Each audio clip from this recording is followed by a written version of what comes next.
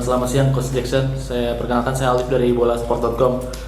Izin bertanya Coach, untuk awalan bagaimana pandangan Coach melihat penampilan skuad Garuda Muda kemarin di babak penyisihan grup A? Kira-kira apa mungkin dari pandangan Coach kan sebagai seorang pelatih, mungkin evaluasi ataupun masukan-masukan yang bisa membangun para timnas untuk di masa depan? Terima kasih Coach. Saya sebenarnya karena saya seorang pelaku sepak bola Indonesia, saya mengamati semua sudut pandangnya terhadap penilaian ya, dari wartawan, dari teman-teman pelatih, dari pemain. Jujur ya, secara pribadi saya akan kasih sudut pandang seorang asing ya, karena meskipun saya lama di sini tetap masih paspor Brasil. Kalau saya sebenarnya sungguh luar biasa, dan meskipun harapan kita semua mau lihat Indonesia menang karena main di kandang, kita harus tahu bahwa ini bukan sepak bola Asia, bukan sepak bola Indonesia. Ini adalah level tertinggi di ukuran mereka, dan mereka menghadapi negara-negara yang sudah jelas lebih maju daripada kita ya, misalnya mau Panama, mau Maroko, maupun Ekuador. Saya rasa itu adalah negara-negara yang sering berhadapan dengan level permainan yang lebih tinggi daripada adik-adik kita di Indonesia yang sangat minim pengalaman di level internasional. Sehingga saya rasa mereka boleh disebut pahlawan ya bangsa Indonesia. Sampai saat ini kita masih belum tahu Indonesia akan lolos atau tidak. Sehingga sampai pertandingan terakhir, asa untuk Indonesia lolos ke babak berikutnya masih tetap ada. Sehingga boleh dikatakan mereka sangat luar biasa ya, sangat luar biasa. Dan dari awal saya bilang, mereka lolos atau tidak lolos, saya rasa mereka sudah membawa sebuah dampak yang luar biasa ya kepada anak-anak itu. Seperti anak saya ini yang umur 5 tahun, dia tahu nama beberapa pemain main di U17, dan dia meluangkan waktu untuk menonton setiap pertandingan. Sehingga saya bisa lihat dengan sendiri bahwa bukan soal lolos atau main impresif atau tidak, tapi asa timnas Indonesia tampil di Piala Dunia itu akan berdampak kepada generasi-generasi yang kita saat ini belum terlihat ya. Sehingga kalau saya memberi apresiasi setinggi-tingginya kepada timnas Indonesia, Coach Bima dan stafnya, persiapan kita tahu persiapan mereka seperti apa. Dari segala hal saya rasa mungkin persiapan Indonesia yang paling minim di grup itu, tapi sampai hari terakhir mereka masih punya peluang meskipun kecil untuk bisa lolos ke babak berikutnya. Tinggal keajaiban itu terjadi. Saya rasa itu. Kalau saya memilih ya, Indonesia, saya bilang tadi ya, 29 tahun saya datang ke Indonesia. Dari masa saya tiba di sini sampai saat ini, kemajuannya sungguh luar biasa. Sungguh luar biasa yang terjadi di Indonesia.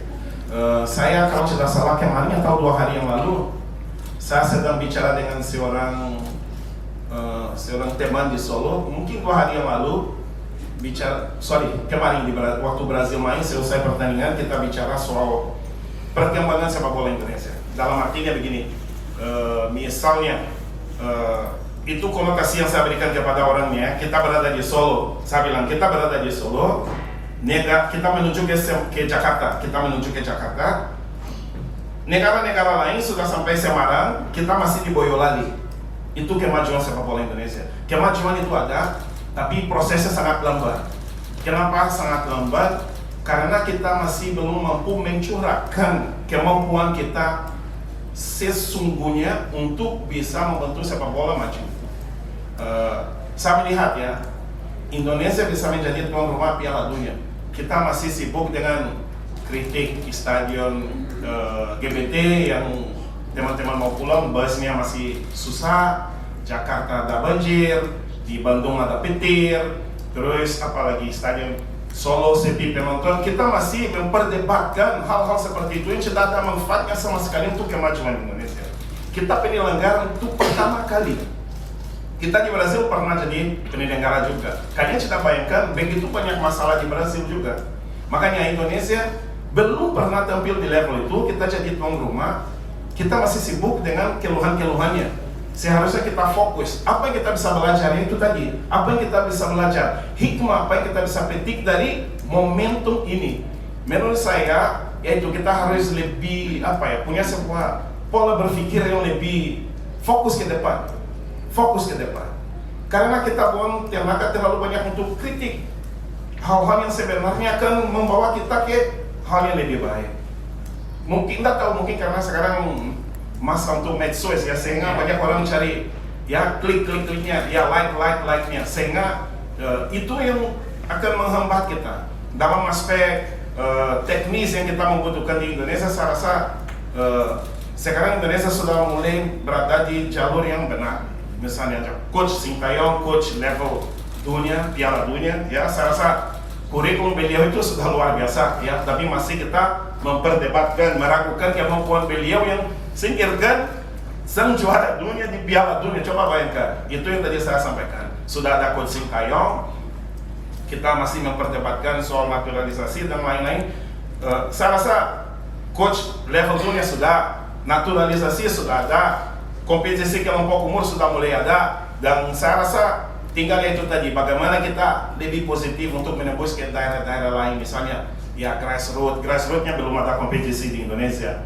Sudah ada EPA, saya baru datang dari Jakarta 2 hari yang lalu, mereka punya start camp, Future Start Camp kalau tidak salah.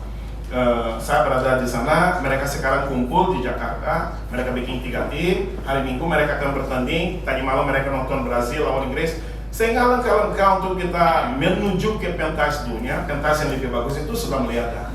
Tinggal mungkin grassroots yang perlu ada, karena sampai saat ini belum ada kompetisi resmi dari PSSI untuk grassroots.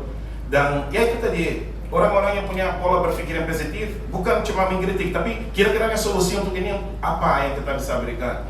Ya mindsetnya kita sebagai bangsa menjadi lebih positif lagi untuk bisa mencapai level itu. Bukan buang waktu dengan banyak kritik, karena itu cuma akan menghambat kita. Itu pola berpikir saya. Selebihnya teknisnya, ya Indonesia sudah di jalur yang benar, menurut saya. Cuma perlu dipercepat prosesnya. Perlu dipercepat proses dengan itu tadi, perubahan mindsetnya, sehingga kita mencurahkan kemampuan kita untuk mencapai level itu. Saya rasa itu yang saya bisa bicara ya. Lebih detail tiap hari kita dengar ya orang bicara, tapi mindsetnya itu penting untuk kita rubah, untuk kita bisa mencapai level itu. Terima kasih sudah menonton. Silakan subscribe, like, dan jangan lupa komen di bawah ya Bola Spotter.